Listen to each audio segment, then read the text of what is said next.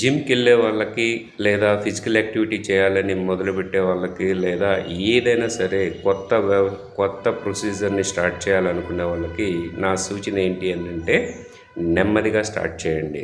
అంటే ఒకే రోజు వెళ్ళేసి ఆవేశంగా 1 గంట 2 గంటలో ఎక్సర్సైజులు చేయకండి. ఎందుకనంటే మన సిస్టమ్ ఏదైతే ఉందో అది ఒక స్టాండర్డ్లో ఉంటుంది. అది సడన్గా మీరు వెళ్ళేసి ఇష్టం వచ్చినట్టుగా జిమ్లో వెళ్ళి ఏం మిషన్స్ పెడితే ఆ మిషన్స్ చేసేయడము, ఆ తర్వాత లేదా వాకింగ్ అనుకోండి అరగంట 1 గంట 2 గంటలో చేసేయడము, లేదా ఫటాఫట్ ఎక్కువ సార్లు చేయడము, లేదా ఈ ఫిజికల్ యాక్టివిటీ చేసేటప్పుడు రన్నింగ్ ఎక్కువ చేయడము, ఇలాంటివి మాత్రం చేయకండి. స్టాండర్డ్గా స్లోగా బాడీని అలవాటు చేసుకుంటూ తీసుకెళ్ళండి.